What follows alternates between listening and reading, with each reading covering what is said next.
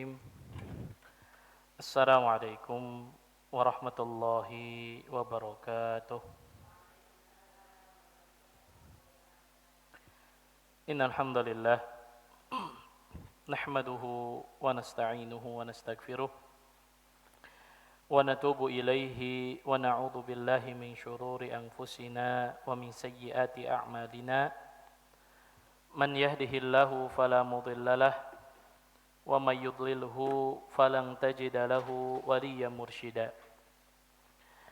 Asyhadu an la ilaha illallah wahdahu la syarikalah ilahul awwalina wal akhirin wa asyhadu anna Muhammadan abduhu wa rasuluh la nabiyya wa la rasula ba'dah. Ma'asyiral muslimin rahimani wa rahimakumullah. Ibu-ibu, para ummahat jamaah Masjid Al-Ikhlas yang semoga senantiasa dimuliakan oleh Allah.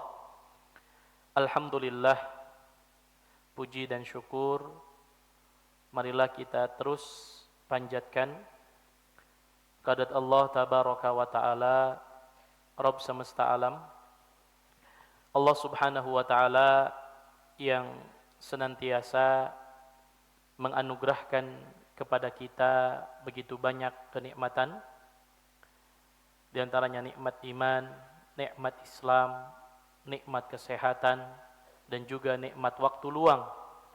Sehingga alhamdulillah dengan nikmat-nikmat tersebut kita masih diberikan taufik, inayah dan hidayah oleh Allah untuk kembali kita belajar bersama di majlis ilmu di rumah Allah subhanahu wa ta'ala yang mudah-mudahan senantiasa diberkahi dan diridhai oleh Allah tabaraka wa ta'ala.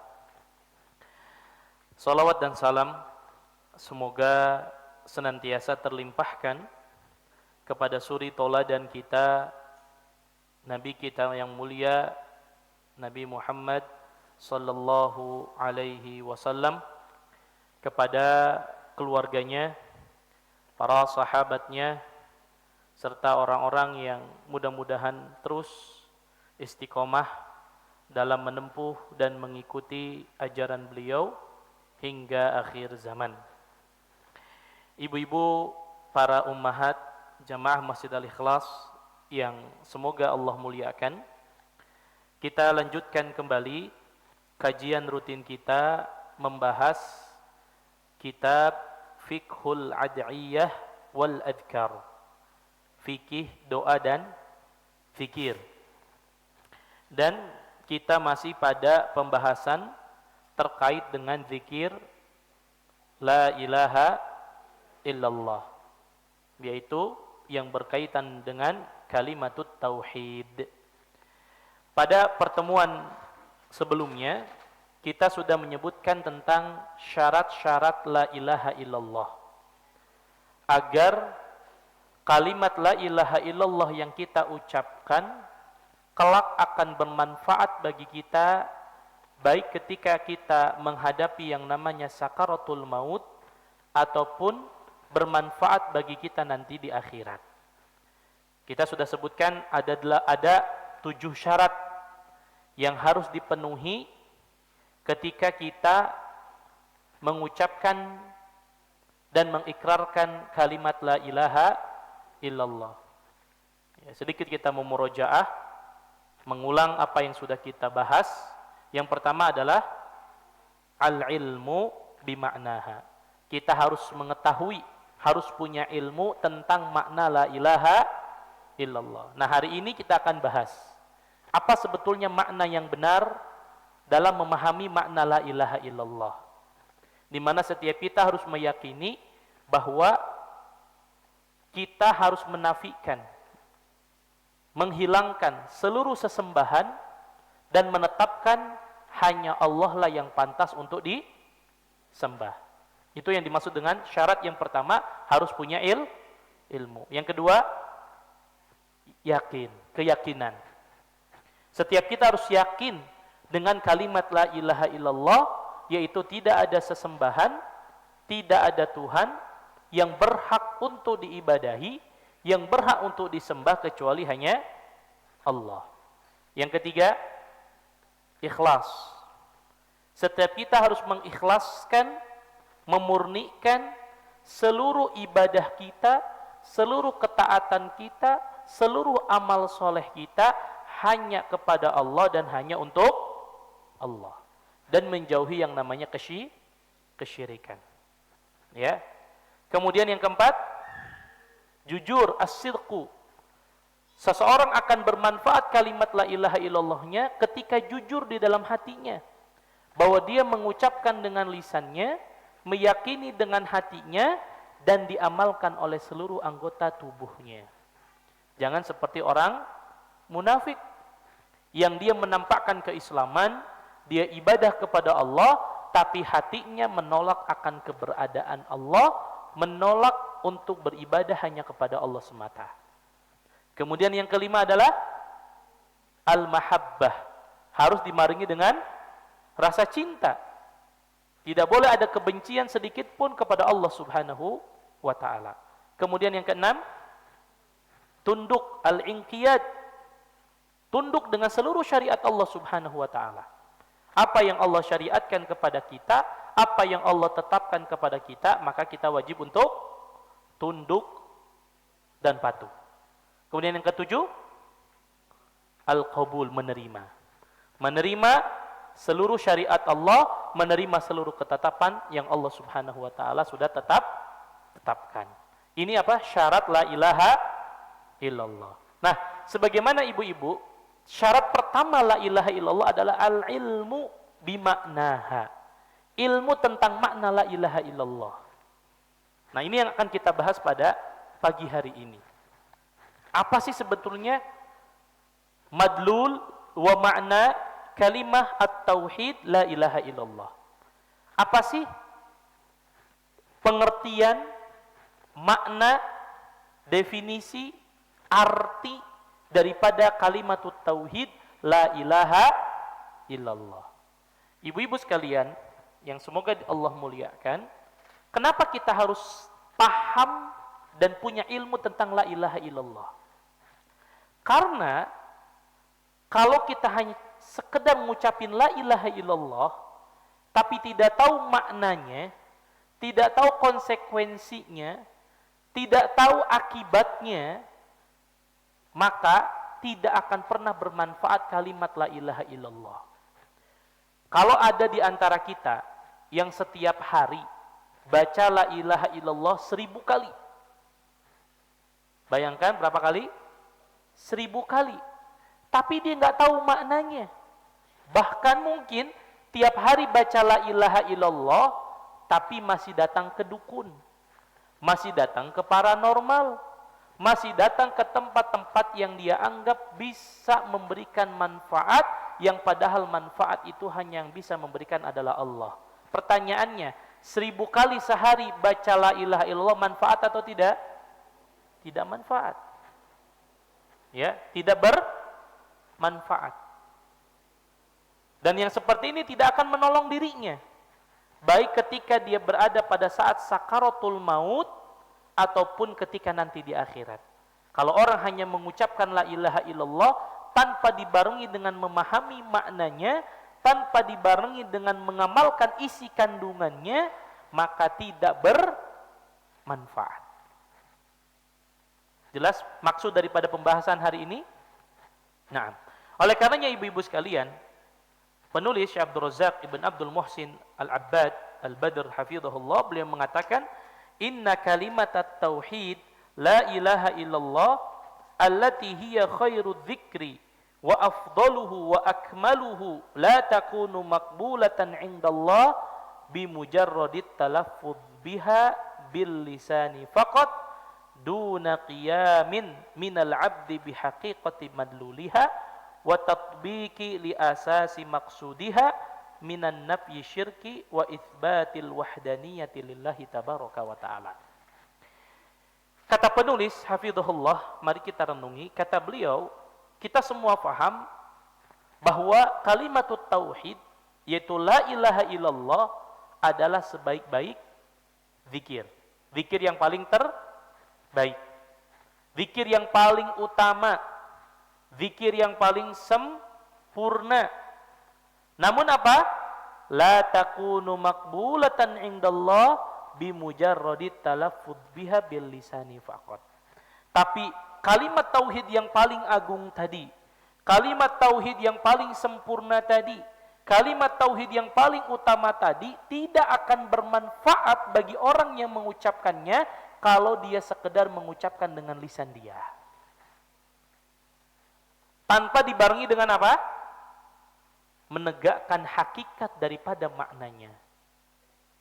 Menerapkan maksud daripada kalimat tauhid, yaitu menafikan seluruh sesembahan dan menetapkan hanya Allah yang berhak untuk disembah.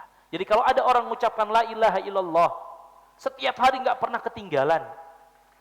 Ya, pagi baca la ilaha illallah, siang baca la ilaha illallah, sore baca la ilaha illallah, tapi malamnya minta-minta kepada selain Allah. Manfaat atau tidak? Tidak manfaat, berarti dia tidak tahu makna la ilaha illallah. Makanya ibu-ibu sekalian kaum muslimin yang semoga dimuliakan oleh Allah, sebagaimana pernah kita sampaikan, orang-orang musyrikin Quraisy dahulu, mereka tuh paling tidak mau mengucapkan la ilaha illallah. Karena mereka tahu maknanya. Padahal ma'asyiral muslimin, kalimat la ilaha illallah mudah atau tidak diucapkan? Mudah. Tapi kalau orang sudah mengucapkan la ilaha illallah, berarti dia tidak boleh menyembah kecuali hanya kepada Allah. Tapi orang musyrikin dahulu nggak mau. Pengennya apa? Pengennya nyembah Allah, tapi nyembah juga sama berhala. Pengen mereka nyembah sama Allah, tapi mereka juga pengen nyembah Tuhan-Tuhan selain Allah. Pengen nyembah berhala, nyembah ke matahari, nyembah kepada bulan. Itu yang menjadikan orang-orang musyrikin akhirnya ketika Nabi katakan qul la ilaha illallah, padahal kalimat yang pendek, ringkas, mudah, tapi mereka nggak mau mengucapkannya karena mereka tahu konsekuensinya, makna la ilaha illallah. Sekarang banyak kita di antara kaum muslimin yang mengucapkan la ilaha illallah tapi bertolak belakang perlakuannya, perbuatannya dengan la ilaha illallah. Betul atau tidak? Bukankah ibu-ibu sekalian, banyak di antara saudara-saudara muslim kita, setiap beres sholat baca la ilaha illallah. Tapi apa? Masih percaya dengan yang namanya dukun. Masih percaya dengan yang namanya paranormal. Masih percaya dengan benda-benda gaib yang dianggap itu bisa menolong dirinya. Supaya nggak kejadian datang bencana ke rumahnya, taruh jimat, taruh penangkal di depan rumah, diikat kain hitam dengan raja-raja, bacaan-bacaan yang tidak ada sumbernya dari Al-Quran dan As-Sunnah. Ya, supaya rumahnya terlindungi dari bencana, ditulis tulisan-tulisan yang katanya dapat menolak bencana, bala.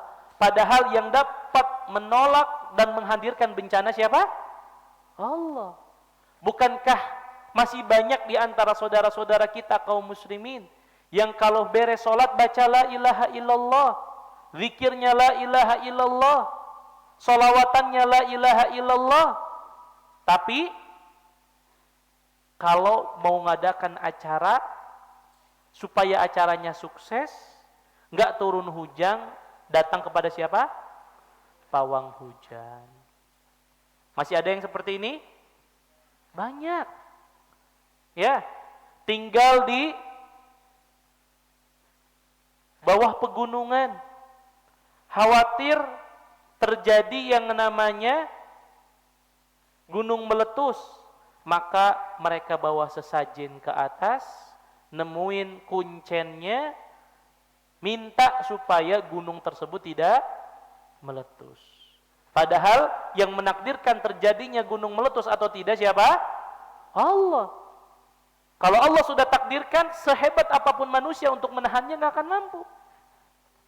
Bukankah masih banyak di antara kita, karena takut terjadi sesuatu pada kampungnya, pada tempatnya, maka mereka datangi tempat-tempat yang mereka anggap keramat, bawa sesajen, dipersembahkan sesajen tersebut untuk menghuni tempat tersebut, dengan sebuah anggapan kalau kita nggak bawa sesajen ini, nanti penghuninya akan marah. Kalau nanti marah, kita kena bencana. Bukankah banyak di antara saudara kita kaum muslimin yang masih mengakui terjadinya bencana diakibatkan karena penunggu lautnya sedang marah. Percaya dengan adanya Nyi Roro Kidul yang sedang bangkit kembali dan lain sebagainya. Sehingga mereka melarung yang namanya apa? Menyembelih bukan karena Allah. Padahal baca apa? La ilaha illallah. Berarti kan nggak tahu makna la ilaha illallah.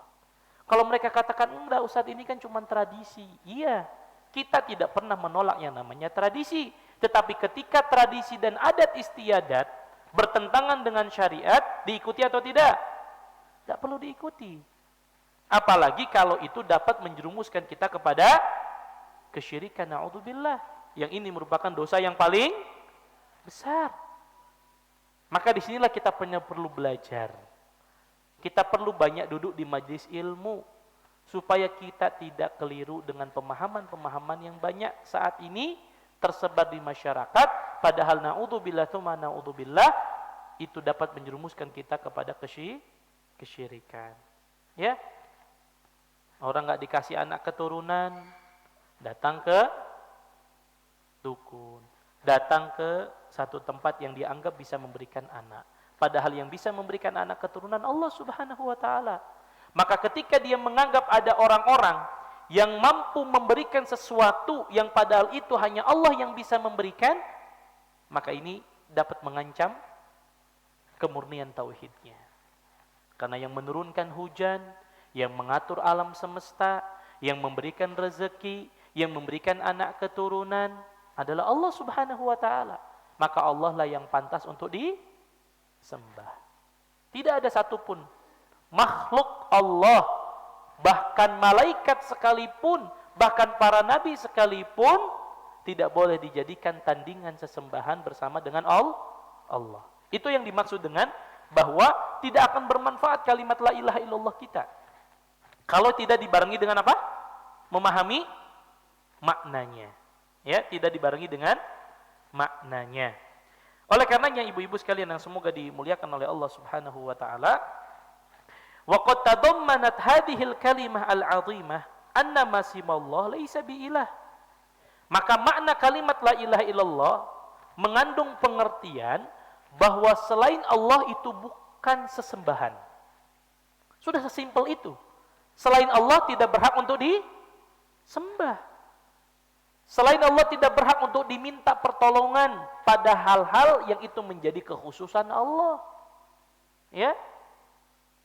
Bukankah kita tahu ibu-ibu sekalian, penyebab terbesar terjadinya kesyirikan dan penyebab utama terjadinya pertama kali kesyirikan di muka bumi ini karena terlalu berlebihan mengkultuskan orang-orang soleh. Ya, sehingga ketika ada orang soleh yang dianggap punya karomah berlebihan atau dianggap punya kekuatan di luar kebiasaan manusia, bisa lari di atas air, ya, atau ada orang-orang yang ngaku, dan sekarang kita dengar begitu viral, ada orang ngaku bahwa ada orang mau meninggal karena kecelakaan.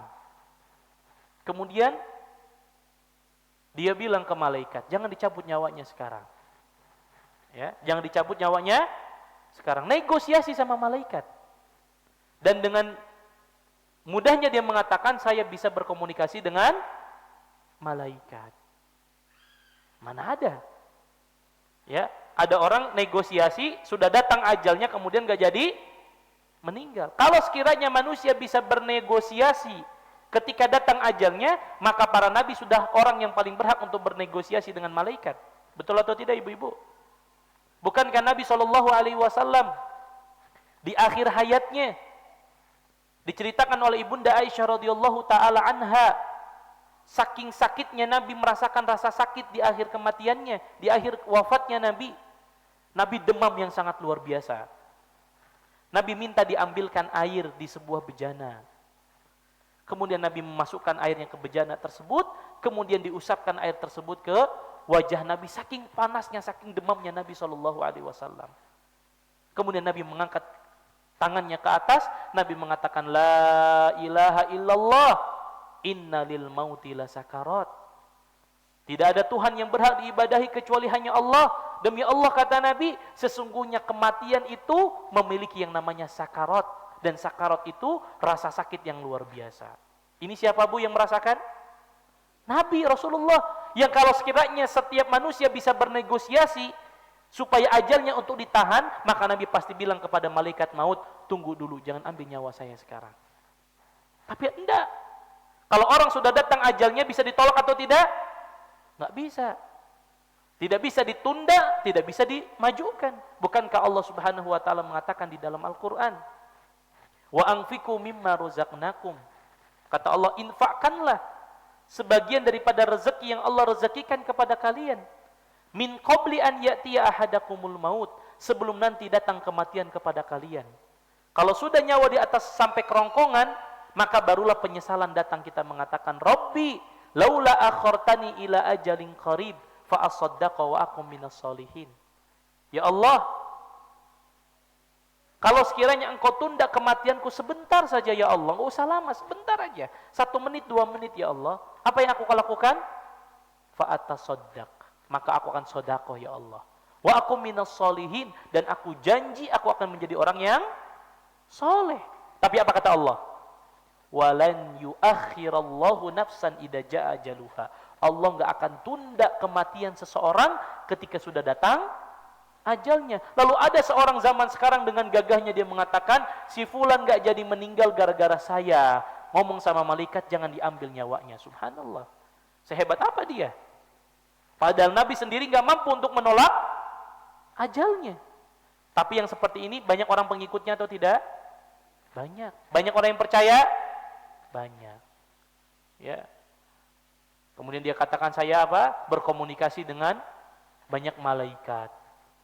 Ya, bisa bahasa binatang. Ya. Tapi yang seperti ini banyak orang yang percaya. Namanya ini berarti krisis akidah. Banyak di antara orang yang mengaku orang Islam tapi masih percaya dengan orang-orang yang seperti ini. Ya.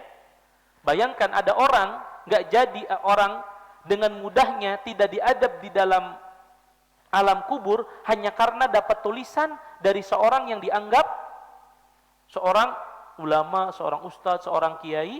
Kemudian ketika nanti datang malaikat di alam kubur, gak usah dijawab katanya. Kasih aja kertas yang saya taruh di atas kepalamu, tunjukkan kamu akan selamat. Subhanallah. Kalau bisa begitu Bu, gak usah kita capek-capek beramal, betul atau tidak? Beli aja nanti suratnya dari orang alim tersebut, nanti wasiat, kalau saya meninggal, tolong tuliskan. Di situ man rabbuka, tulis Rabbi Allah, wa man nabiyuka, ya, Nabi saya adalah Nabi Muhammad. Tulis, minta kasih uang, kemudian kita maksiat aja tiap hari. Betul atau tidak? Pernah kita dapat cerita, ada Nabi SAW mengatakan itu kepada para sahabat. Wahai para sahabat, gak usah pusing-pusing. Kalau kalian nanti meninggal, cukup nanti saya tulis pakai kertas, taruh di atas kepala engkau. Kalau engkau meninggal, ya, apa? Nanti engkau akan selamat. Gak usah dijawab pertanyaan malaikat maut. Malaikat apa? Yang akan menanya engkau di dalam kubur. Subhanallah. Yang seperti ini ada ceritanya? Ada, dan orang banyak percaya. Ya. Belum lagi kisah-kisah khurafat-khurafat yang lainnya begitu banyak. Ya. Nanti kalau ada malaikat di dalam kubur nanya man rabbuka wa man nabiyuka wa madinuka, enggak usah dijawab, bilang saja saya pengikutnya Ustadz fulan, Kiai fulan. Subhanallah. Padahal Nabi enggak pernah ajarkan hal yang demikian. Kalau sekiranya yang seperti ini bisa menolong, maka Nabi akan ajarkan kepada siapa? Kepada para sahabatnya radhiyallahu taala anhum ajma'in. Yang seperti ini masih banyak atau tidak Ibu? Banyak. Inilah kita harus tahu makna la ilaha illallah yang sebenarnya. Ya, belum lagi ada orang-orang yang percaya kalau orang sudah meninggal bisa mengabulkan apa yang menjadi permintaan mereka. Subhanallah. Padahal orang yang meninggal sudah terputus amalnya. Jangankan untuk bisa memberikan sesuatu yang bermanfaat untuk orang yang masih hidup, untuk diri dia sendiri dia tidak bisa memberikan manfaat karena sudah tidak lagi bisa beramal. Tapi yang seperti ini masih banyak diyakini oleh kaum muslimin. Nggak punya anak, datang ke kuburan tertentu, minta kepada penghuninya supaya diberikan anak keturunan. Ya, ma'asyiral muslimin. Kita tidak terlarang untuk melakukan ziarah kubur. Karena itu diperintahkan. Kata Nabi SAW, kuntu nahaitukum an ziyaratil kuburi fazuruha. Dulu aku melarang kalian untuk berziarah kubur. Di awal-awal Islam, Nabi larang untuk berziarah kubur. Kenapa? Khawatir. Tadi iman mereka belum kuat, ujung-ujungnya minta kepada penghuni kubur. Kemudian kata Nabi, fazuruha, sekarang kalian boleh. Kenapa? Karena di antara manfaat ziarah kubur, mengingatkan kalian kepada kematian. Hanya sekedar itu. Tapi yang kita lakukan adalah kita mendoakan kepada penghuni kubur. Bukan kita yang minta kepada penghuni kubur. Bukankah di antara adabnya ketika kita datang ke kuburan kaum muslimin kita baca apa? Assalamualaikum ya ahlad diyar minal muslimina wal muslimat wa inna insyaallah bikum lahikun. Cukup sekedar itu. Karena orang yang meninggal butuh kepada orang yang masih hidup. Mereka butuh doa-doa terbaik kita. Mereka butuh permintaan ampun kita untuk mereka.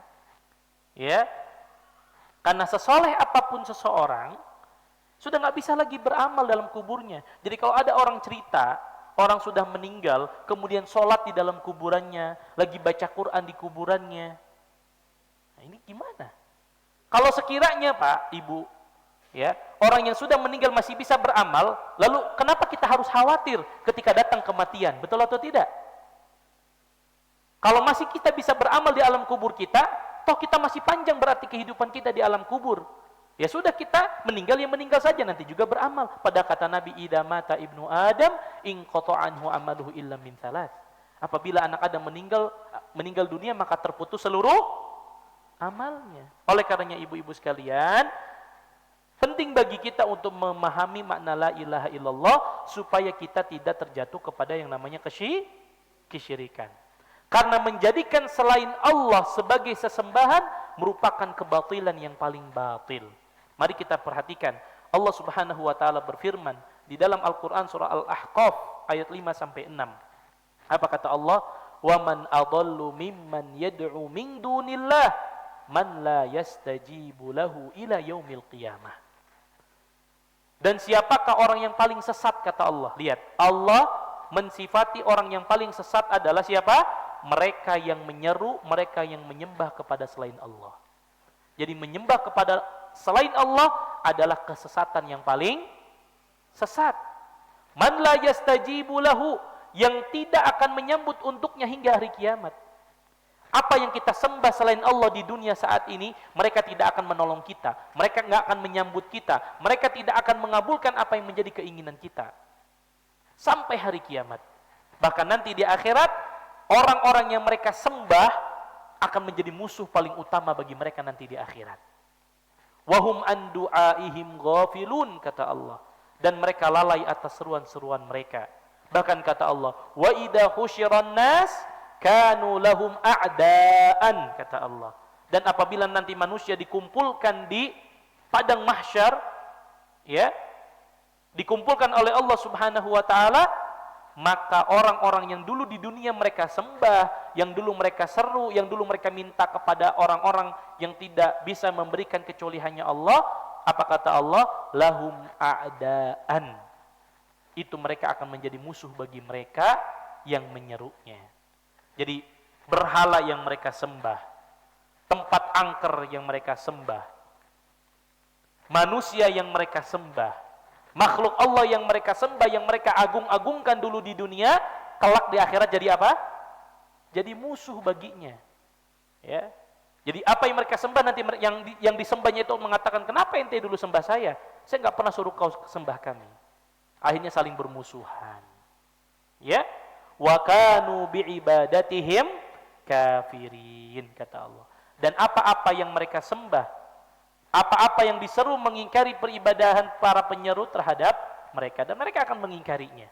Ya, atas apa yang mereka sembah. Kenapa kalian sembah saya? Kenapa kalian agungkan saya padahal saya tidak meminta kalian untuk mengagungkan saya. Maka Allah mensifati bahwa sesat-sesatnya kesesatan adalah mereka yang menyembah kepada selain Allah. Allah juga pertegas di dalam Al-Quran surah Al-Hajj ayat 62. Dzalika bi annallaha huwal haq. Demikianlah bahwasanya Allah adalah yang hak. Allah yang berhak satu-satunya untuk disembah. Wa anna ma yad'una min dunihi huwal batil. Dan sesungguhnya apa yang kamu seru, apa yang kamu sembah selain Allah adalah sesembahan yang batil. Wa annallaha huwal aliyyul kabir. Dan sesungguhnya dialah Allah yang maha tinggi lagi maha besar. Dan Allah kategorikan syirik itu sezalim-zalimnya kezaliman, yaitu kezaliman yang paling besar. Apa kata Allah? Inna syirka la zulmun azim. Sesungguhnya kesyirikan itu adalah kezaliman yang paling besar. Jadi tidak ada kezaliman yang paling besar yang ada di muka bumi kecuali seseorang yang menyembah kepada selain Allah. Wal kafiruna humudz zalimun, kata Allah. Dan orang-orang kafir mereka lah orang-orang yang zalim. Apa yang dimaksud dengan zalim? Kata para ulama, zalim itu maknanya adalah apa? Wad'u syai' fi ghairi mawdhi'i. Meletakkan sesuatu tidak pada tempatnya. Itu namanya zalim. Seseorang dikatakan zalim ketika meletakkan sesuatu tidak pada tempatnya. Ini kalau misalkan urusan dunia, Bu. Ya, ibu-ibu punya suami, ya, ibu-ibu punya anak 3. Yang satu SMA, yang satu SMP, yang satu SD. Kemudian suami kita ngasih uang masing-masing ke ibunya 5 juta, ke 3 anaknya masing-masing 5 juta. Adil atau tidak? Tidak. Kenapa tidak adil? Karena kebutuhan anak SMP dengan anak SMA sama atau tidak? Kebutuhan anak SMP dengan anak SMA beda. Kebutuhan ibu sebagai ibu rumah tangga dengan anak-anak berbeda. Maka zalim adalah ketika meletakkan sesuatu tidak pada tempatnya. Dan kezaliman yang paling besar adalah ketika kita meletakkan sesuatu yang tidak pada tempatnya, harusnya kita hanya menyembah Allah semata, kemudian kita mencari tandingan-tandingan bagi Allah, kemudian kita menyembah selain Allah Subhanahu wa taala. Maka Allah kategorikan syirik adalah kezaliman yang paling besar. Ya. Kezaliman yang paling besar.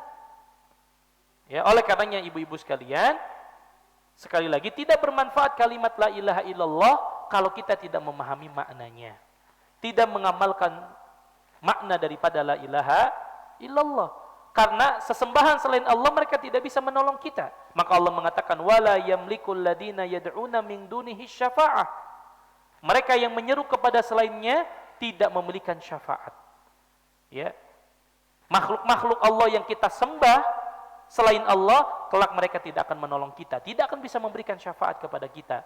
Illa man syahida bil haq, kecuali mereka yang bersaksi dengan kebenaran. Yang dimaksud dengan bersaksi dengan kebenaran, mereka bersaksi dengan la ilaha illallah, bukan hanya diucapkan dengan lisan, tapi juga dibarengi dengan apa? Amal perbuatan. Jadi kalau orang mengatakan la ilaha illallah, maka tidak boleh menyembah kecuali hanya kepada Allah. Kalau mengatakan la ilaha illallah, tidak boleh meminta sesuatu yang menjadi kekhususan bagi Allah kecuali hanya kepada Allah. Kalau dia mengatakan la ilaha illallah, tidak boleh takut kepada sesuatu yang pada hal sesuatu tersebut tidak bisa memberikan manfaat dan juga tidak bisa memberikan mudarat. Maka itu makna la ilaha illallah, illa man syahida bil haq wa hum ya'lamun, dan mereka mengetahui. Oleh karenanya kata para ulama tafsir, yang dimaksud illa man syahida bil haq, mereka yang bersaksi dengan kebenaran adalah mereka yang bersaksi dengan la ilaha illallah. Wa hum ya'lamuna biqulubihim makna ma nutiqu bihi bi alsinatihim. Mereka yang bersaksi ini adalah mereka yang mengucapkan la ilaha illallah dan mereka paham maknanya dengan hati-hati mereka dan mereka ucapkan dengan lisan mereka. Karena seseorang tidak dikatakan bersaksi kecuali dia paham tentang apa yang dia saksikan, terhadap apa yang dia ucapkan. Ya, maka kalau sekiranya ada orang mengucapkan la ilaha illallah tapi tidak tahu maknanya, tidak mengamalkan isi kandungannya, maka ini tidak akan bermanfaat. Maka ibu-ibu sekalian yang semoga dimuliakan oleh Allah Subhanahu wa taala, walhasil ya kesimpulannya adalah anna la ilaha illallah la tanfa illa man arafa madlulaha nafyan wa itsbatan. Kalimat la ilaha illallah tidak akan bermanfaat kecuali bagi orang yang paham maknanya. Maknanya dua. Kita menafikan, meniadakan seluruh sesembahan dan menetapkan Allah lah satu-satunya yang berhak untuk disembah. Itu makna daripada la ilaha illallah. Maka wa anna man qalaha wa amila bi dhiddiha wa khilafiha au amma man qalaha wa amila biha zahiran min ghairi i'tiqad fahuwal munafiq. Ada orang ngucapin la ilaha illallah, kemudian dia beramal dengan la ilaha illallah. Dia sholat, dia puasa, dia zakat, tapi dia tidak meyakini dengan hatinya. Ini tidak dikatakan orang Islam. Yang seperti ini dikatakan orang munafik. Karena orang munafik itu ngucapin la ilaha illallah atau tidak? Mengucapkan. Sholat atau tidak? Sholat. Puasa atau tidak? Puasa. Tapi hatinya tidak meyakini bahwasanya Allah satu-satunya yang berhak untuk disembah. Makanya kata Allah, innal munafiqina fid darkil asfali minan nar. Sesungguhnya orang munafik itu tempatnya di neraka yang paling bawah. Kenapa di paling bawah? Dia ngaku saya mengucapkan la ilaha illallah. Salat dia salat, puasa dia puasa, bahkan mereka ikut jihad, tetapi hatinya menolak akan keberadaan Allah. Menolak untuk beribadah kepada Allah semata. Yang seperti ini kategorinya apa? Munafik. Seperti siapa? Zaman Nabi Abdullah ibn Ubay ibn Salul. Ya, gembongnya orang munafik di zaman Nabi. Dia ngucapin la ilaha illallah, ngucapin syahadat. Ikut sholat bersama Nabi, ikut sholat. Bayar zakat, bahkan ikut berjihad. Tetapi Allah kategorikan sebagai orang munafik, karena orang munafik yang i'tiqadi itu idharul Islam wa ibtanul kufur. Menampakkan keislamannya, tapi apa? Menyembunyikan kekufurannya. Ini yang pertama. Wa amma man qalaha wa amila bi dhiddiha wa khilafiha minasyirki fahuwal kafir. Ada orang yang mengucapkan la ilaha illallah tapi mengamalkan selain makna la ilaha illallah. Tadi dia mengucapkan la ilaha illallah tapi nyembahnya berhala. Mengucapkan la ilaha illallah tapi masih suka minta-minta kepada patung, kepada batu, kepada air terjun. Maka yang seperti ini tidak akan bermanfaat sama sekali la ilaha illallahnya, maka dia dikategorikan sebagai orang yang kufur kepada Allah Subhanahu wa taala. Atau sebaliknya, wa kadzalika man qalaha wartadda 'anil Islam bi inkari syai'in min lawazimiha wa huquqiha fa innaha la tanfa'uhu walau qalaha alfa marrah. Begitu juga kalau ada orang yang mengucapkan syahadat kemudian murtad kembali. Ya. Sudah mengucapkan kalimat syahadat, sudah masuk Islam, kemudian apa? Murtad kembali, na'udzubillah, tsumma na'udzubillah. Maka yang seperti ini juga tidak akan bermanfaat la ilaha illallahnya, walaupun ketika dia Islamnya dia mengucapkan 1000 kali la ilaha illallah. Oleh karenanya ibu-ibu ini memberikan pelajaran kepada kita bahwa kalau kita belum wafat, kita belum selamat dari yang namanya apa? Tauhid. Tidak ada satupun yang menjamin bahwa kita akan diwafatkan oleh Allah dalam keadaan mentauhidkan Allah. Maka tugas kita adalah memperbanyak doa kepada Allah. Ibu-ibu sekalian, tidak ada yang menjamin kita akan meninggal di atas tauhid. Dan selalu saya ulang-ulang di antara doa yang harus selalu kita panjatkan apa? Tawaffani musliman wa alhiqni bisolihin. Oleh karenanya ibu-ibu sekalian, sebagai pelajaran bagi kita. Belum lama ada seorang jamaah cerita kepada saya, Ustadz, betapa sedihnya saya. Seorang anak, dia cerita bapaknya dulu adalah non-muslim. Kemudian Allah berikan hidayah masuk Islam. Saat masuk Islam jadi orang yang taat, Bu. Salatnya rajin, sedekahnya rajin, ibadahnya rajin. Rajin sekali. Tetapi Allah uji dengan masalah hidup di keluarganya. Sehingga terjadilah perceraian. Si bapak tidak kuat menanggung perceraian, tidak kuat menanggung masalah hidupnya, akhirnya murtad kembali. Na'udzubillah. Enggak lama setelah itu meninggal dunia di atas kekafirannya. Kemudian si anak bertanya kepada saya, Ustadz, apa hukumnya bagi saya sebagai anak yang mencintai bapak saya? Amalan apa Ustadz yang bisa saya lakukan supaya meringankan adab bapak saya? Ada atau tidak? Sudah tidak ada. Ya, bisa nggak Ustadz saya sodako atas nama bapak saya? Bisa nggak saya bangun masjid atas bapak saya supaya bapak saya nanti diringankan adabnya? Nggak bisa. Sudah nggak bermanfaat. Maka lihat ibu-ibu sekalian, Hidayah di tangan siapa? Di tangan Allah. Mudah bagi Allah membolak-balikan hati manusia yang awalnya dapat hidayah, kemudian na'udzubillah tidak dapat hidayah. Makanya kita selalu minta kepada Allah, ihdinas siratal mustaqim. Kita berdoa kepada Allah, Allahumma inni as'alukal huda. Ya Allah, aku memohon petunjuk kepada Engkau. Jadi jangan merasa, Ustaz saya mau udah masuk Islam Ustaz, insya Allah saya bakal selamat nanti di akhir hayat saya. Enggak ada yang menjamin, Bu. Makanya apa doanya Nabi Ibrahim? Wajnubni wa baniya an na'budal asnam. Sekelas Nabi Ibrahim takut kalau anak keturunannya dan juga dirinya termasuk orang-orang yang menyembah berhala. Sekelas siapa ini? Nabi Ibrahim. Apalagi kita nggak ada jaminan.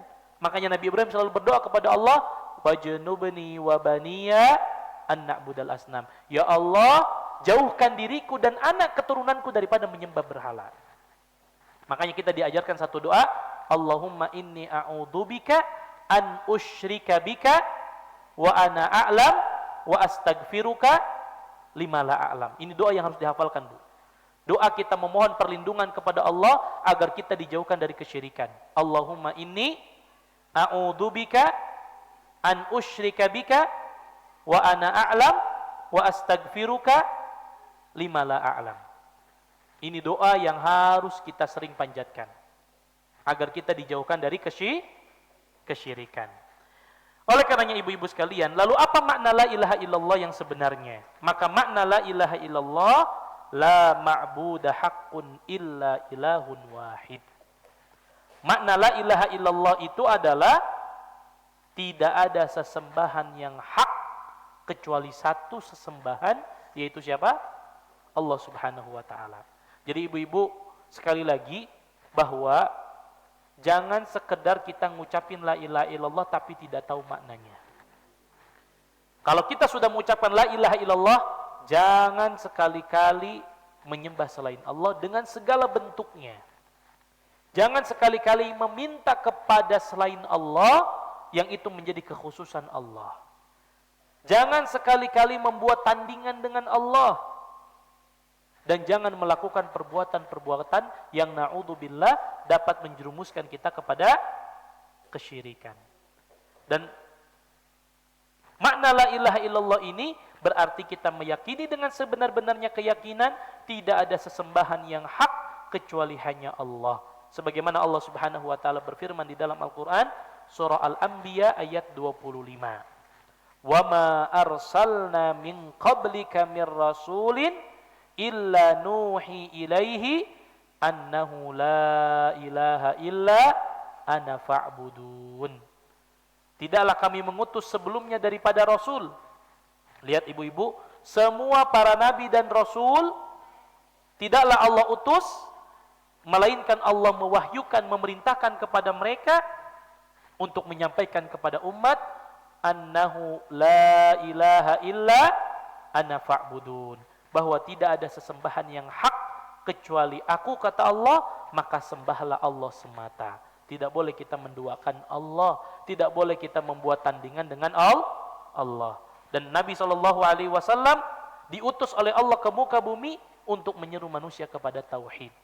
Dan seluruh para nabi dan rasul, dimulai dari Nabi Nuh alaihi salam sampai Nabi Muhammad SAW, semua dakwahnya dakwah tauhid.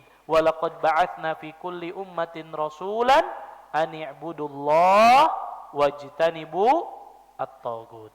Dan sungguh kata Allah, kami telah mengutus pada setiap umat para rasul. Semuanya satu, an i'budullah. Hendaklah Allah semata, wajtanibu at-taghut, dan jauhilah sesembahan-sesembahan selain Allah. Maka dari sini ibu-ibu sudah jelas bahwa makna ilah adalah ma'bud. Bahwa makna Tuhan adalah yang disembah. Ya. Dan makna la ilaha illallah adalah kita mengikhlaskan seluruh ibadah kita hanya untuk Allah dan menjauhi sesembahan-sesembahan selain Allah. Oleh karenanya ibu-ibu sekalian, mari kita perhatikan. Nabi itu dahulu ibu-ibu, ketika diangkat oleh Allah menjadi seorang rasul, Nabi sampai ke pasar-pasar nawarkan agama Islam. Nabi selalu mengatakan, qul la ilaha illallah tuflihu. Wahai orang-orang Quraisy, ucapkanlah la ilaha illallah maka kalian akan selamat. Tapi apa kata mereka? Sambil menghina dan mengolok-olok Nabi SAW. Allah katakan di dalam Al-Quran ucapan mereka. Mereka mengatakan apa? Aja'alal alihata ilahan wahida inna hadza la syai'un ujab, kata mereka. Wahai Muhammad, apakah engkau akan menjadikan Tuhan sesembahan itu hanya satu? Kata dia. Jadi orang musyrikin dulu nggak mau, Bu, hanya menyembah Allah semata. Pengennya mereka nyembah Allah juga, tapi juga menyembah berhala. Maka ini nggak bisa. Makanya mereka protes kepada Nabi, mereka mengatakan aja'alal alihata ilahan wahida, apakah Muhammad engkau akan menjadikan Tuhan itu hanya satu? Mereka mengatakan inna hadza la syai'un ujab. Sungguh ini perkara yang mengherankan bagi mereka. Ya? Makanya kita tahu mereka pernah nawarkan apa? Ayo wahai Muhammad, sembah Allah 1 tahun dan sembah berhala 1 tahun. Nanti kami akan menyembah Allah 1 tahun, tapi engkau harus menyembah berhala kami 1 tahun. Maka Allah turunkan ayat langsung di dalam Al-Quran apa? Qul ya ayyuhal kafirun la a'budu ma ta'budun. Nggak bisa, Bu. Urusan akidah nggak ada toleransi. Ya. Nggak boleh kita mencampur adukan antara agama kita dengan agama orang lain. Makanya ibu-ibu sekalian, di antara pemahaman yang harus kita jauhi adalah pemahaman pluralisme, yaitu yang menyamakan semua agama. Mereka katakan, ayo semua agama di muka bumi ini sama. Ya. Semuanya tujuannya satu untuk masuk surga. Maka ini keliru. Kalau sekiranya semua agama ini sama, ya, maka Allah tidak akan mengatakan di dalam Al-Quran inna dina indallahil Islam. Ya, saya selalu mengatakan ibu-ibu kita harus punya sikap toleransi, dan Islam adalah agama yang sangat menjunjung toleransi. Boleh atau tidak kita mengganggu ibadah orang lain? Tidak boleh. Boleh atau tidak kita menghancurkan tempat ibadah orang lain? Tidak boleh. Boleh atau tidak kita mengganggu tetangga kita yang non-muslim? Tidak boleh, itu namanya toleransi. Tapi tidak boleh mencampur adukan antara akidah kita dengan akidah mereka. Ya, mereka mengadakan perayaan, kita ikut perayaan mereka. Nggak boleh. Ini urusan akidah. Mereka sedang ibadah, kita ikut dengan ibadahnya mereka. Ini nggak boleh. Ya, oleh karenanya ibu-ibu sekalian saya selalu mengatakan, para ulama selalu mengatakan, di antara penyebab terbesar di akhir tahun sering terjadinya bencana adalah karena apa? Banyak di antara kaum muslimin yang ridho dengan ucapan apa? Bahwasannya Nabi Isa adalah anak Allah. Sampai-sampai langit ini akan terbelah, bumi ini akan hancur dikarenakan apa? Ucapan yang mereka mengatakan Allah Subhanahu wa taala memiliki seorang anak. Ini masalah akidah. Yang selalu saya ulang-ulang bahwa urusan akidah harus kita jaga. Urusan toleransi, nggak boleh kita ganggu mereka, nggak boleh kita mengganggu ketenangan hidup mereka, nggak boleh kita hancurkan tempat ibadah mereka, karena Allah mengatakan lakum. Nah, ini urusan apa? Akidah. Oleh karenanya mari kita perhatikan juga ucapan kaumnya Nabi Hud ketika Nabi Hud datang kepada mereka untuk hanya menyembah kepada Allah semata. Kemudian apa jawaban kaumnya Nabi Hud? Qalu ajitana lina'budallaha wahdah wa nadharu ma kanu ya'budun. Ketika Nabi Hud mengatakan kaumnya ucapkan la ilaha illallah, lalu mereka mengatakan qalu ajitana lina'budallaha wahdah. Apakah engkau datang kepada kami hanya untuk memerintahkan kepada kami untuk menyembah Allah semata? Mereka enggak mau. Hanya Allah yang disembah. Wa nadharu ma kana ya'budu abauna, dan kemudian kami harus meninggalkan apa-apa yang disembah oleh nenek moyang kami. Jadi sama jawaban orang Quraisy, jawaban kaumnya Nabi Nuh ketika disuruh hanya menyembah kepada Allah semata, mereka mengatakan kami tidak mau menyembah Allah semata. Kami maunya nyembah Allah juga, maunya juga nyembah berhala. Ya nggak bisa. Ini namanya bukan tauhid, karena tauhid berarti mengesahkan Allah Subhanahu wa taala semata. Ya. Oleh karenanya ma'asyiral muslimin azani Allah wa iyyakum, maka jawaban-jawaban mereka inilah yang menunjukkan kepada kita bahwa juga dahulu para nabi dan rasul ditentang dakwah tauhidnya. Semua nabi dan rasul memerintahkan untuk hanya menyembah Allah semata, tapi ditolak dakwahnya. Maka wajar ibu-ibu kalau ada zaman sekarang orang yang ngajak kepada tauhid, ya Allah, sembah Allah semata, jangan melakukan perbuatan kesyirikan, itu dimusuhi, ditentang dakwahnya, gak disukai. Karena memang dari zaman dahulu seluruh nabi dan rasul tidak ada satupun dari mereka yang mengajak kepada tauhid kecuali ditentang, dilawan, dimusuhi. Kenapa? Itu sudah menjadi sunnatullah.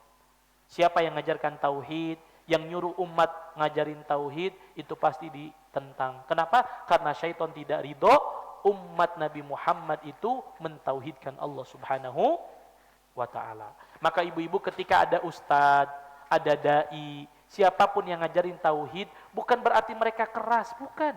Bukan mereka mengajarkan untuk tidak punya sikap toleransi, bukan. Bukan mengajarkan tindak radikal, bukan. Tapi mereka mengajarkan inti dakwahnya para nabi dan rasul supaya kita selamat. Itu aja udah. Kita nggak mau ada saudara muslim kita mengucapkan la ilaha illallah tapi perlakuannya bertentangan dengan la ilaha illallah. Kita nggak mau ada saudara muslim kita yang rajin sholatnya, yang rajin ibadahnya, tapi terjerumus kepada perbuatan kesyirikan. Karena ibu-ibu, satu kesyirikan yang kita lakukan, kemudian kita tidak bertaubat kepada Allah, menjadikan kita sengsara selama-lamanya nanti di akhirat. Na'udzubillah. Karena satu kesyirikan yang kita lakukan dan kita tidak taubati, kemudian kita meninggal di atas kesyirikan, di atas kekufuran, maka selama-lamanya kita akan diadab di dalam api neraka. Na'udzubillah. Bukankah Allah mengatakan innallaha la yaghfiru an yushraka bihi wa yaghfiru ma duna dzalika liman yasha. Allah tidak akan mengampuni dosa kesyirikan dan Allah mengampuni selainnya. Innahu man yusyrik billah faqad harramallahu alaihil jannah. Siapa yang mempersekutukan Allah, Allah akan haramkan baginya surga. Kalau Allah sudah haramkan surga, rugi atau tidak? Rugi, Bu. Maka kalau ada ustadz, ada dai ngajarin tauhid, itu berarti sayang sama umat. Sebagaimana sayangnya para nabi dan rasul kepada umatnya. Jangan justru dimusuhi. Ini dikit-dikit tauhid, dikit-dikit tauhid, dikit-dikit nggak boleh minta ke ini, nggak boleh minta ke itu, nggak boleh nyembah ini, nggak boleh nyembah itu. Karena ini tauhid yang harus kita jaga, yang harus kita murnikan. Jangan sampai kita terjerumus kepada kesyirikan. Ya, Allah mengatakan wa ma umiru illa liya'budullaha mukhlishina lahuddin. Ya. Lihat ibu-ibu sekalian, Nabi Ibrahim alaihissalam pernah apa? Pernah mengatakan kepada bapaknya dan kaumnya, ketika melihat ayahnya sendiri yang membuat berhala, ketika melihat kaumnya yang menyembah berhala, sudah diingatkan gak juga nurut, sudah diperingatkan justru malah diancam untuk dibunuh. Bahkan Nabi Ibrahim dilempar ke dalam api yang panas. Apa kata Nabi Ibrahim? Wa idh qala Ibrahimu li abihi wa qaumih. Dan ingatlah kata Allah, ketika Nabi Ibrahim berkata kepada bapaknya sendiri dan juga berkata kepada kaumnya, innani bara'um mimma ta'budun. Sesungguhnya aku berlepas diri terhadap apa yang kalian sembah. Illalladzi fatarani fa innahu sayahdin. Kecuali yang menciptakanku yaitu Allah, sesungguhnya Dia akan memberikan petunjuk kepadaku. Lihat. Tugas kita adalah berdakwah, tugas kita mengingatkan, tugas kita mengajak. Kalau sudah kita dakwahi, sudah kita ajak, sudah kita ingatkan, gak juga berubah, maka serahkan semuanya sama Allah. Gak usah dipaksa. Makanya Allah mengatakan, la ikraha fiddin. Tidak ada paksaan dalam agama. Tugas kita hanya menyampaikan. Mau ikut, alhamdulillah. Tidak ikut, urusan dia dengan Allah. Karena tidak ada paksaan dalam agama. Ya, tidak ada paksaan dalam agama. Tugas kita hanya mendakwahkan. Tugas kita hanya mengingatkan. Dan ibu-ibu sekalian, sudah banyak sekali dalil-dalil di dalam Al-Quran dan juga dalam sunnah Nabi SAW yang menjelaskan makna tauhid. Ya, saya tidak bacakan semua ayatnya karena banyak sekali yang menunjukkan kepada kita tentang makna tauhid, makna la ilaha illallah. Maka seluruh dalil-dalil yang sudah kita bacakan semuanya menjelaskan bahwa makna la ilaha illallah adalah berlepas diri dari ibadah kepada selain Allah. Ya, itu makna la ilaha illallah. Jangan kita baca la ilaha illallah tapi kita ikut ibadahnya orang-orang yang tidak mengucapkan la ilaha illallah. Ikut merayakan, ikut serta. Enggak boleh. Ini urusan akidah. Tapi kalau urusan jual beli boleh atau tidak dengan mereka? Boleh. Kita kasih mereka, misalkan tetangga kita non muslim kelaparan, nggak bisa makan, boleh kasih makan mereka? Boleh, harus kita bantu. Ya. Bahkan mungkin kita punya makanan lebih di rumah, kasih ke rumah mereka. Ya. Rumah mereka kotor, mereka butuh bantuan kita, kita bantu. Itu namanya toleransi. Ya. Mereka sakit, boleh kita jenguk? Boleh. Ya. Bahkan kita diperintahkan kalau sekiranya ada keluarga kita, bahkan misalkan na'udzubillah ayah ibu kita berbeda agama dengan kita, berbeda keyakinan dengan kita, tetap kita diperintahkan berbuat baik kepada mereka. Tetap kita harus berbakti kepada mereka. Tapi kalau mereka memerintahkan kita kepada kekufuran, ikuti atau tidak? Tidak. Karena Allah mengatakan, kalau sekiranya mereka kedua orang tuamu yang dalam kekufuran memaksa engkau untuk mempersekutukan Allah Subhanahu wa taala, fala tuti'huma, kata Allah. Jangan diikuti. Karena la ta'ata li makhluqin fi ma'siyatil khaliq. Tidak ada ketaatan kepada makhluk dalam rangka bermaksiat kepada Allah. Tapi kalau urusan muamalah boleh. Datang, jenguk, jual beli, hidup berdampingan, ya, ketemu senyum, ya, sakit dijenguk, kerja bakti dengan mereka boleh. Nah, ini namanya toleransi. Tapi kalau sudah urusan akidah, jangan ikut-ikutan. Datang ke tempat ibadahnya mereka, ikut merayakan ibadahnya mereka. Bayangkan ibu-ibu sekalian, pertanyaan saya, Nabi SAW 10 tahun tinggal di kota Madinah setelah hijrah. Nabi berdampingan hidup dengan orang-orang Yahudi. Saat itu, ketika Nabi datang ke kota Madinah, ada 3 suku besar di kota di kota Madinah. Ada Bani Qainuqa, Bani Nadir, ya, dan ya satu suku lainnya yang ada di Madinah, ya, Bani Quraidah. Tapi selama Nabi tinggal di Madinah, ada nggak satu riwayat yang menjelaskan kepada kita ketika orang Yahudi mengadakan hari perayaan Nabi ikut? Nggak ada. Padahal Nabi tinggal berbarengan dengan orang-orang Yahudi. Maka ini mengajarkan kepada kita masalah akidah. Sekali lagi ibu-ibu, akidah perlu kita jaga. Oleh karenanya ma'asyiral muslimin rahimani wa rahimakumullah, maka kesimpulan dari apa yang kita jelaskan pada hari ini, bahwa palaisat la ilaha illallah isman la ma'na lahu. Kalimat la ilaha illallah itu bukan sekedar nama tanpa ada maknanya. Ya. Bukan sekedar perkataan tanpa ada kandungan yang perlu kita fahami kandungannya. Jadi jangan hanya sekedar kita menganggap bahwa la ilaha illallah itu kalimat kalau kita ucapkan sudah beres. Enggak. Kalimat la ilaha illallah harus diucapkan dengan lisan, diyakini dengan hati, dan diamalkan dengan perbuatan. Maka oleh karenanya tidak boleh kita, ya, bertawakal kecuali hanya kepada Allah. Tidak boleh berdoa dan minta sesuatu kecuali hanya kepada Allah. Tidak boleh berharap kecuali hanya kepada Allah. Tidak boleh menyembelih sebuah sembelihan kecuali hanya untuk Allah. Dan tidak boleh memalingkan seluruh ibadah dan ketaatan kita kecuali hanya kepada Allah Subhanahu wa ta'ala. Maka siapa yang beribadah kepada selain Allah, siapa yang bertawakal kepada selain Allah, siapa yang meminta kepada selain Allah, siapa yang berharap kepada selain Allah, siapa yang menyembelih kepada selain Allah, maka na'udzubillah berarti dia tidak tahu makna la ilaha illallah, yang menyebabkan kalimat la ilaha illallah yang dia ucapkan tidak bermanfaat bagi hidupnya, baik di dunia apalagi di akhirat. Maka kita memohon kepada Allah Subhanahu wa ta'ala, mudah-mudahan kita termasuk orang-orang yang mengucapkan la ilaha illallah, paham maknanya, paham isi kandungannya, dan kita tidak bertentangan apa yang kita lakukan dengan makna la ilaha illallah. Dan akhirnya kita memohon kepada Allah, mudah-mudahan setiap kita menutup akhir hayatnya dengan mengucapkan la ilaha illallah. Mudah-mudahan dengan keyakinan la ilaha illallah yang sering kita ucapkan, yang kita yakini dengan hati kita, dapat menolong kita dari siksa api neraka yang sangat pedih. Dan mudah-mudahan Allah Subhanahu wa ta'ala kumpulkan kita semua di surga Allah Subhanahu wa ta'ala.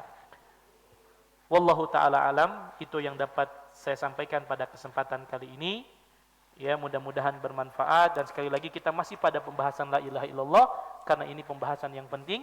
dan nanti pembahasan berikutnya akan kita jelaskan tentang nawaqid syahadah la ilaha illallah, pembatal-pembatalnya. Apa saja yang membatalkan la ilaha illallah seseorang? Apa yang menjadikan dirinya akhirnya tidak berlaku lagi la ilaha illallahnya, tidak berlaku lagi tauhidnya? Insyaallah nanti akan kita bahas pada pembahasan yang ke-35 biidnillahi taala. Wassallallahu ala nabiyyina Muhammad. Ada pertanyaan yang ditanyakan? Ada, Ustaz. Silakan. Izin bertanya, Ustaz.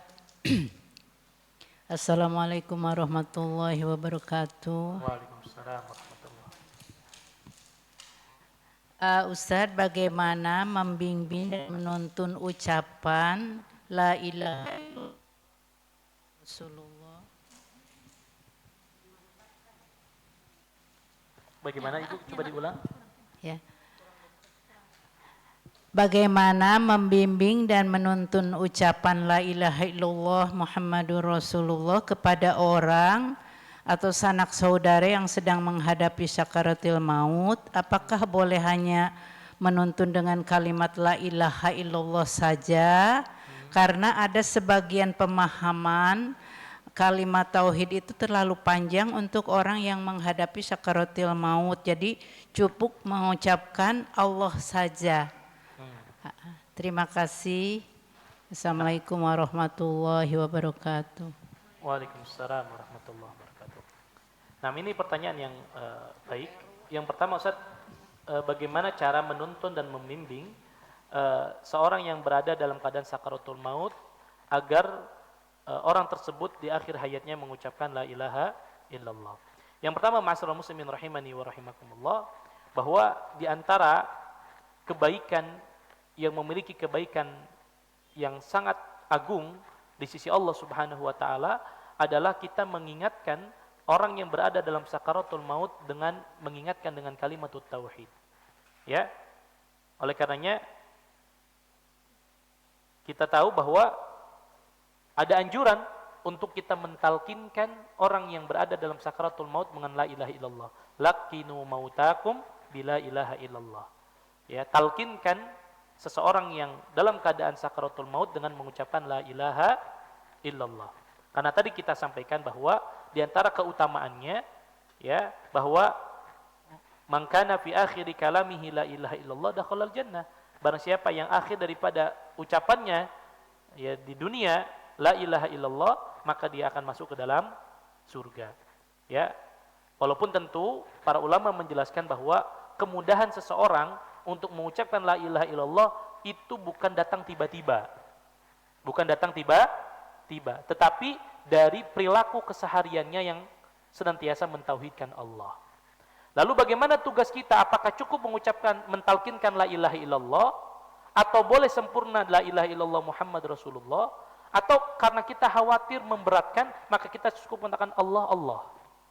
Maka yang sempurna dalam ini adalah kalau kita bisa membimbingnya dengan sempurna dengan mengucapkan la ilaha illallah Muhammad Rasulullah, maka itu jauh lebih baik. Atau minimal dengan mengucapkan la ilaha illallah. Adapun mengucapkan Allah, Allah, Allah, wallahu ta'ala alam. Tidak ada dalil secara khusus yang memerintahkan untuk mengucapkan Allah, Allah. Karena kalau kita mengatakan hanya Allah, Allah, kita hanya menyebutkan nama Allah subhanahu wa ta'ala. Tetapi makna tauhid itu satu kesatuan. Tauhid itu, kalimat tauhid itu satu kesatuan. La ilaha illallah. Ay la ma'buda bihaqqin illallah. Tidak ada sesembahan yang berhak untuk disembah kecuali hanya Allah. Maka yang terbaik adalah jika kita bisa mentalkinkan secara sempurna, maka lakukan. Atau minimal apa? Sesuai dengan perintah laqinu mautakum bila ilaha illallah. Talkinkan orang yang dalam keadaan sakaratul maut dengan la ilaha illallah. Ya. Itu insya Allah tidak memberatkan. Yang memberatkan itu misalkan orang sudah sakaratul maut, ayo tolong baca surah Al-Baqarah, ikuti saya. Ini memberatkan. Ya. Habis surah Al-Baqarah beres, alhamdulillah sudah baca Al-Baqarah. Lanjut ke dalam surah Al-Imran. Nah, maka cukup mengatakan la ilaha illallah. Ya. Adapun meringkasnya menjadi Allah, Allah, Allah, wallahu taala alam, ya sependek pengetahuan saya, maka yang sempurna adalah mengucapkan la ilaha illallah. Karena kalimat tauhid itu satu kesatuan, la ilaha illallah. Wallahu taala alam. Nah, ada lagi? Yang di masjid ada? Baik, kalau tidak ada kita yang di Zoom. Nah.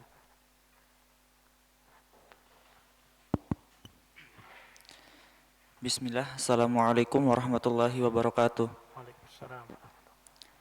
Ustadz, bagaimana seandainya jika ada postingan tentang bencana alam, lalu komentar-komentar dari yang non-muslim turut mendoakan, semisal dengan kata-kata, semoga Tuhan Yesus, Bunda Maria, atau kata-kata yang lain. Tanpa sengaja kita membacanya komentar-komentar tersebut, hingga kalimat akhir.